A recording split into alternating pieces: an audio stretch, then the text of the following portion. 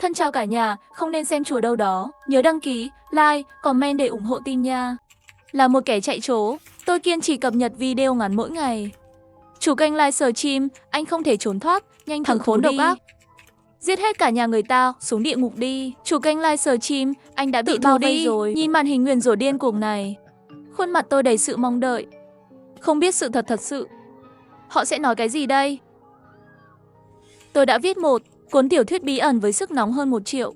Vẫn đang quảng cáo rầm rộ trong video ngắn. Có thể nói là rất hot. Kết quả trong sách viết về thảm kịch. Nó xảy ra trong thực tế. Không chỉ phương thức phạm tội đúng như thế, ngay cả các chi tiết cũng giống hệt nhau. Tôi ngay lập tức trở thành nghi phạm. Xét nghiệm dấu vân tay và so sánh DNA, tất cả đều hợp với tôi. Ngay cả bản thân tôi cũng bối rối. Hơn nữa là tôi vừa xuyên đến thân thể này. Ngay khi tôi ngơ ngác, âm báo hệ thống quen thuộc vang lên, tưởng là ngón tay vàng. Không ngờ đó là nhiệm vụ khiến tôi gần như sụp đổ. Đinh, hệ thống thoát hiểm trốn chạy. Hệ thống đăng tải. Nhiệm vụ tải xuống hoàn thành. Nhiệm vụ phụ. Tìm ra kẻ giết người thực sự trong vụ thảm sát trong vòng 3 tháng. Bắt giữ hắn. Nhiệm vụ chính. Phải đảm bảo cập nhật hàng ngày trên nền tảng video ngắn. Nếu không thì coi là nhiệm vụ thất bại. Hình phạt thất bại, tự động nổ tung tại chỗ. Tôi ngã thẳng xuống ghế. Hệ thống thoát chết tiệt này. Mày trực tiếp đổi tên thành hệ thống chịu chết đi. Bây giờ tôi đã bị cả nước tấn công rồi. Thậm chí còn yêu cầu đảm bảo là mới các nền tảng video ngắn. Điều này không chỉ khiến cảnh sát dễ dàng định vị đến vị trí của tôi. Hơn nữa hành sáu này hoàn toàn là khiêu khích cảnh sát. Đúng là đang tìm cái chết. Tôi thở dài. Giọng nói của hệ thống lại vang lên. Có nên mở túi quà lớn của người mới không? Tôi vội ngồi dậy, mở. Hy vọng cho một cái gì đó hữu ích. Đinh, đạt được dịch dung thuật thần cấp. Tôi vui vẻ ngay lập tức, trực tiếp từ trên ghế nhảy lên. Với phép thuật thay đổi dung mạo, ít nhất là không cần động tác. Khi tôi hạnh phúc, toàn bộ trung tâm mua sắm đang phát sóng cũng đến như còi báo hiệu. Xin đừng hoảng sợ. Chúng tôi là cảnh sát Thanh Dương, nhận thông tin đáng tin cậy, kẻ sát nhân giết cả một nhà sở Lưu Vân đang trốn trong trung tâm mua sắm này. Lối ra của trung tâm mua sắm đã bị phong tỏa hoàn toàn. Xin vui lòng xếp hàng để đến lối vào, so sánh vân tay và DNA. Âm thanh của loa phát thanh vừa kết thúc, một nhóm lớn cảnh sát đã vào trung tâm mua sắm, bắt đầu duy trì trật tự. Tôi lập tức cảm thấy sụp đổ. Thuật thay đổi mặt này không thể thay đổi dấu vân tay và DNA của tôi. Và lúc này, giọng nói của hệ thống lại vang lên không đúng lúc. Đinh, thời gian cập nhật chính đã đến. Vui lòng nhanh chóng vào nền tảng để cập nhật video. Đếm ngược 10 phút. Lúc này đã đầy bắp rồi. Hệ thống rõ ràng là muốn giết tôi. Tôi sửng sốt chạy về phía nhà vệ sinh. Điều bây giờ là cập nhật video quan trọng hơn. Tôi vào nhà vệ sinh, mở điện thoại, phát hiện màn hình đen, đã hết pin rồi. Tôi nhìn điện thoại màn hình đen, lần đầu tiên thể hiện sự khó chịu điện thoại của Apple. Khi tôi không biết phải làm gì, một người mặc áo ngắn tay vượng vượng màu đỏ, mặc một chiếc quần bó sát, là một cậu nhóc choi choi. Tóc trên đầu anh chàng này nửa xanh nửa vàng. Cậu thanh niên giơ tay, cầm máy, hình như đang livestream. Các bạn, tôi đang ở quảng trường mua sắm. Nghe nói gần đây chủ kênh livestream giết người đó ở đây, đang điều tra ở các cửa. Lát nữa tôi sẽ tiếp tục livestream cho các bạn, cho món quà nhỏ nhỉ. Cậu thanh niên cầm điện thoại di động, liên tục thể hiện biểu cảm trên màn hình. Mắt tôi lập tức sáng lên, lần này có thể cứu rồi. Này, đưa điện thoại cho tôi. Tôi đưa tay ra với chàng trai trẻ. Nhưng chàng trai lại lắc đầu. Đi sang bên kia đi, anh đang chơi cái trò gì tôi phải thế? Cho anh mượn. Cậu nhóc không để ý đến tôi chút nào. Tôi trực tiếp cởi khẩu trang trên mặt mình. Chỉ dựa vào tôi, lão đê huyền nghi, Sở Lưu Vân. Sợ thằng nhỏ không biết tôi thậm chí còn nói ra ID của mình. Bây giờ anh chàng này ngơ ngác. Số lượng người trong phòng livestream cũng đạt được mong muốn đột phá đến 100.000 người. Mẹ kiếp. Thật sự gặp được hắn rồi. Má ơi, chủ kênh livestream chạy đi. Gã này đã giết 12 người mà không chớp mắt. Bão bình luận gần như che khắp màn hình. Những người trong phòng livestream đều rơi vào trạng thái điên cuồng. Ôi mẹ tôi. Chàng trai trẻ quay lại và chạy ra ngoài. Tôi nhấc một tay lên và nắm lấy tóc anh ta. Không ngờ của đầu nửa xanh nửa vàng hóa kia ra là tóc giả. Quay lại cho tôi đẩy ngã cậu ta xuống đất. Bây giờ tôi không có thời gian để nói chuyện với chàng trai trẻ. Nhiệm vụ chính đã vào đếm ngược 2 chữ số. Tôi mở camera, nhanh chóng ghi lại một video để tải lên nền tảng. Video này lần đầu tiên được chuyển sang phòng họp của nhóm chuyên ngành. Trong video, tôi đang ngồi trên bồn cầu ở trung tâm mua sắm. Tôi đưa ngón trỏ ra để chặn một bên mặt. Khuôn mặt âm u nhìn màn hình. Nếu các người kết luận tôi là kẻ giết người, vậy tôi sẽ tự rửa oan cho mình. Bây giờ lý luận của các người đã đi đến hồi kết. Sau đó bắt đầu suy luận đổi ngược của tôi. Tôi lắc máy ảnh trong tay một chút, cố tình để lộ Chàng trai trẻ dưới mông, tên tóc vàng xanh, rất nổi bật, sau đó trực tiếp quay ngược camera, cố tình để lộ dấu hiệu nhà vệ sinh nam ở tầng 2. Video này kết thúc. Tất cả cảnh sát đều tức giận. Mọi người nghe đây, tù nhân trốn vào nhà vệ sinh tầng 2, bao vây tất cả lối vào và lối ra. Bắt giữ hả? Khi video này được phát hành, đội trưởng Lý Tuyết đội chuyên án với khuôn mặt lạnh lùng, thám viên Triệu, chúng ta phải đưa anh ta ra trước công lý ngày hôm nay. Tất cả đều tỉnh táo lại cho tôi. Lực lượng đặc nhiệm của chúng ta không thể mất người này. Giọng nói lạnh lùng làm cho tất cả mọi người đều không dám sai lầm. Thám viên Triệu trong miệng cô ta, đó là tổng chỉ huy của trung tâm thương mại, Triệu Hoài Nghĩa. Hắn là thám tử giàu nhất nước. Tài năng đặc biệt bên ngoài lực lượng đặc nhiệm chính là anh ta, nhất mực khẳng định tôi là hung thủ. Sau khi nhận được lệnh, 5 tiểu đội với 30 người liền xông đến. Kẻ dẫn đầu tất nhiên là Triệu Hoài Nghĩa. Anh ta vừa hét xong liền đá cửa xông vào. Một đám người cứ thế xông vào, nhưng cảnh tượng trước mắt đã trực tiếp khiến họ ngơ ngác. Một chàng trai trẻ đầu nửa vàng nửa xanh đang nằm trên mặt đất, áo sơ mi trắng trên người đã bị một lượng lớn máu nhuộm đỏ. Mặt anh ta trắng như tờ giấy, bởi vì đau bụng khiến cơ thể hắn không ngừng run rẩy. Người đâu? Phạm nhân đâu? Triệu Hoài Nghĩa ngay lập tức ngồi xổm bên cạnh chàng trai trẻ hỏi. Vừa mới chạy ra ngoài, các người phải bắt hắn. Chàng trai với đôi môi liên tục run rẩy. Gọi xe cứu thương đi, những người còn lại đi với tôi. Phải nhanh chóng bắt được hắn mới được. Triệu Hoài vừa nói xong lời này, chờ một vài thành viên trong đội liền chạy ra ngoài. Chàng trai bị thương nặng, đã được đưa đi điều trị khẩn cấp rồi. Hiện tại các lớp kiểm soát đã biến mất. Cuối cùng, phát hiện thấy tình trạng khẩn cấp trong nhà vệ sinh ở tầng 5. Thám viên Triệu, anh mau đến đây xem đi. Có chút tình huống đặc biệt. Một anh chàng hói đầu bị mất tóc giả, bị trói và bịt miệng nằm trên mặt đất. Miệng anh ta nhét tất, không phát ra âm thanh. Toàn thân với quần áo đều bị lột hết. Trên mông hắn còn tràn ra máu mới. Mà Triệu Hoài Nghĩa lúc này càng phát hiện ra một chuyện lạ lùng. Chính là chàng trai trước mắt này bị lột sạch quần áo khi bị trói cả tay trơ. Vừa rồi bọn họ đưa chàng trai trẻ bị thương ra ngoài, gần như giống hệt nhau. Sau khi tháo tất khỏi miệng ra, kẻ giết người đã lấy tóc giả và quần áo của tôi và túi của tôi, bỏ chạy rồi. Chàng trai trẻ nói xong câu này, mọi người đều ngơ ngác tại chỗ. Bên ngoài trung tâm mua sắm vào lúc này, chàng trai trẻ đã được đưa lên xe cấp cứu. Bác sĩ trong xe cũng không dám chậm trễ, nhanh chóng kiểm tra áo sơ mi, chẳng muốn kiểm tra vết thương. Nhưng khi nhìn thấy nơi bị thương, tất cả đều sửng sốt. Tình huống gì? Sao không có vết thương? Bác sĩ và y tá ngơ ngác, mà chàng trai trẻ tháo tóc giả. Dưới lớp trang điểm phóng đại đó, ẩn giấu chính là khuôn mặt của tôi. Tôi nhìn một nhóm bác sĩ, nở một nụ cười rạng rỡ.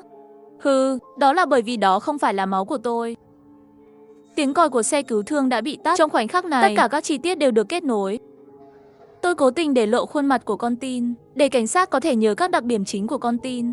Để tiếp theo, khi con tin được đưa đi, không gây nghi ngờ, video tuyên chiến mà mọi người xem thực ra là do quay ngược. Phía sau đảo ngược ống kính cố ý lộ ra lầu 2, chỉ để đánh lạc hướng cảnh sát. Lúc đó tôi và tên nhóc con thực sự ở tầng 5. Ngay sau khi quay nửa đoạn, lại lên tầng 2 bổ sung một ống kính đảo ngược. Anh là tên giết người đó. Chị y tá sợ hãi che miệng, rồi tôi buộc băng vào cáng. Mở cửa sau xe cứu thương, tôi mỉm cười với tất cả các bác sĩ. Hẹn gặp lại. Tôi đạp mạnh, bay ra khỏi xe cùng với xe cáng. Đập mạnh trên đường. Tôi rút dao nhỏ cắt băng đi, cắt đứt sự liên hệ của cả hai. Cứ như vậy rời khỏi tầm mắt của mọi người. Rời khỏi. Ngay sau đó tin tức về vụ này đã gây chấn động cả nước. Tất cả các kênh thông tin đều có báo cáo chuyện này. Đồn cảnh sát Thanh Dương, Lý Tuyết với khuôn mặt âm trầm ngồi ở trước bàn hội nghị. Các đồng nghiệp xung quanh đều cúi đầu. Triệu Hoài Nghĩa thì đầy sự tức giận. Dấu vân tay và DNA đều khớp. Tuyệt đối không thể tồn tại trường hợp nhầm tại hiện trường. Vì vậy, video này không thể được công khai. Nếu không nó sẽ chỉ làm tăng uy tín của kẻ giết người. Triệu Hoài Nghĩa chọc cây bút trên tay lên bàn, phát ra âm thanh bang bang. Trưởng nhóm chuyên án Lý Tuyết nhìn chằm chằm vào màn hình đang phát video tuyên truyền của Sở Lưu Vân. Thật bình tĩnh. Kẻ giết người bí mật thật sự sẽ ở trong vụ án giết tất cả mọi người, để lại bằng chứng rõ ràng như dấu vân tay và DNA. Trưởng nhóm Lý, đừng ngần ngại nữa. Tôi dùng nhân cách để đảm bảo rằng anh ta chắc chắn là kẻ giết người. Bằng chứng chính xác. Âm lượng của Triệu Hoài Nghĩa dần tăng lên, toàn bộ hành lang cũng có thể nghe thấy. Nhưng Lý Tuyết lại biểu hiện càng bình tĩnh hơn. Thám viên Triệu, hình như anh rất sợ anh ta lập lại vụ án. Trong đó có gì khó nói không? Lý Tuyết nhìn chằm chằm Triệu Hoài Nghĩa, ánh mắt sắc bén giống như muốn nhìn thấu nội tâm của anh ta. Nghe một câu hỏi như thế này, Triệu Hoài Nghĩa lúc đó có chút do dự. Được rồi, công khai video, thực thi pháp luật đi. Có sai thì phải thừa nhận, dù sao cũng phải nghiêm chỉnh là trên hết. Lý Tuyết với tư cách đội trưởng trực tiếp ra lệnh. Khi cảnh sát công bố toàn bộ quá trình thực thi pháp luật, Mọi người trên mọi nền tảng đều bị sốc. Những kẻ luôn nói tôi lên tôi cũng làm được, tất cả đều ngậm miệng lại. Hoàn hảo. Tôi sẽ gọi đó là lối thoát mạnh nhất. Đúng là một đám vô văn hóa ở khắp mọi nơi trên thế giới.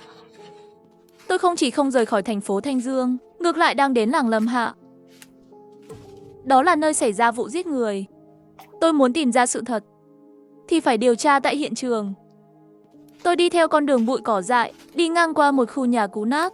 Đột nhiên một mùi hôi thối kỳ lạ chui vào lỗ mũi tôi nổi da gà khắp người. Chẳng lẽ nơi này còn có án mạng sao? Nhưng đây vừa mới ra khỏi khu vực nội thành, cách làng Lâm Hạ còn 20 km. Tôi nhịn đi sự sợ hãi, lần theo mùi thối rữa, bước vào đống đổ nát, đầy cánh cửa sắt rỉ sét, trong một căn phòng đầy mùi mạng nhện và nấm mốc. Một xác chết khô nằm trên mặt đất. Từ quần áo trên người, chắc là một xác nam giới, mức độ thối rữa gần 10%. Túi đóng gói thực phẩm trên mặt đất đều rất sạch sẽ, giống như bị liếm sạch. Tay nạn nhân nắm chặt thành quyền Anh, thân thể co vào nhau, có bồn dưới móng tay, giống như trải qua nỗi đau lớn trước khi chết. Không có vết thương nào trên cơ thể, răng nghiến chặt. Từ phân tích chi tiết khác của hiện trường, người này chắc là người vô gia cư ở gần đây, chết vì một căn bệnh nào đó.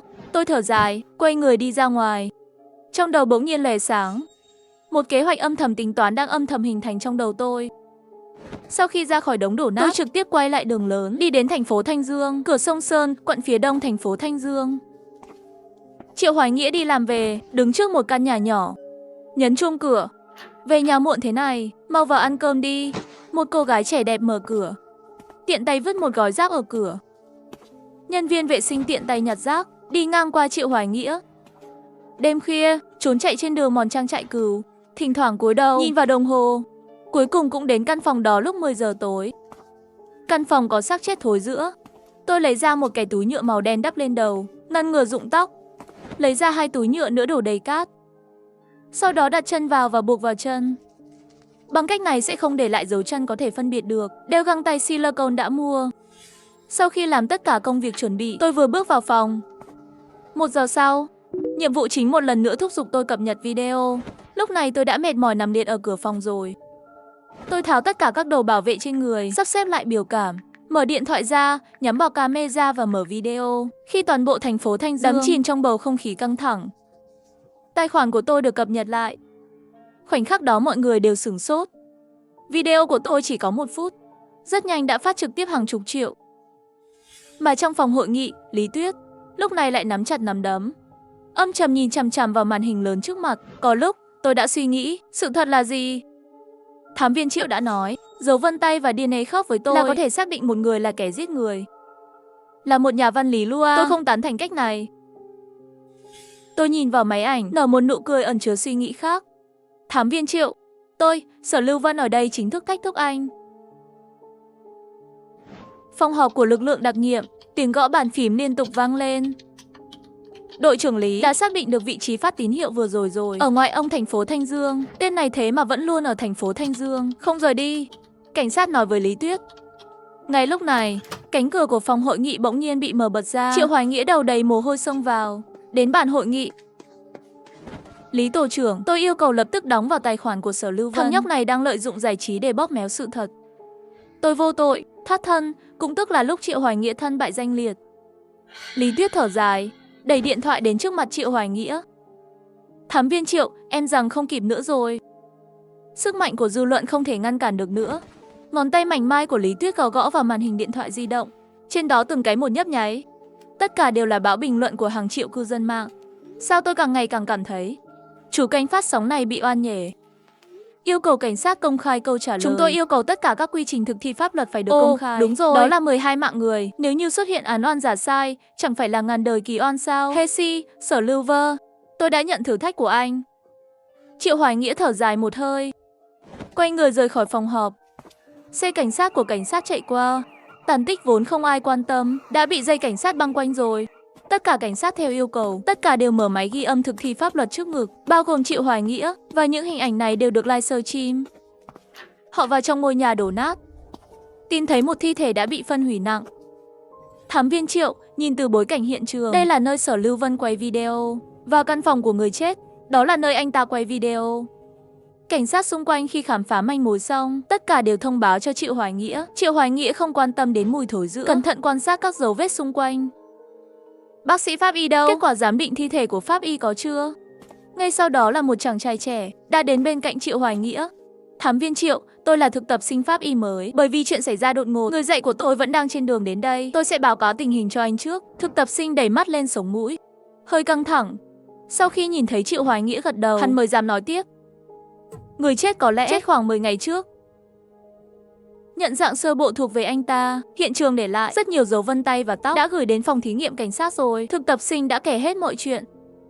Triệu Hoài Nghĩa vừa nghe vừa gật đầu, khóe miệng lộ ra một nụ cười lạnh lùng. 2 lần giết người, 2 lần để lại dấu vân tay và DNA. Sở Lưu Vơ, tên của anh là tên sát nhân không thể gỡ súng được.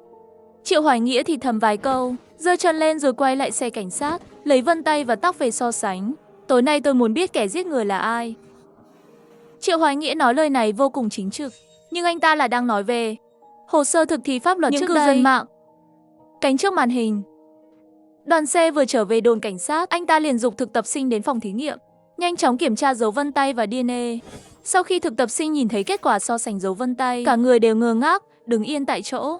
Nói, dấu vân tay này có phải là Sở Lưu Vân đó làm gì? Nói chuyện đi.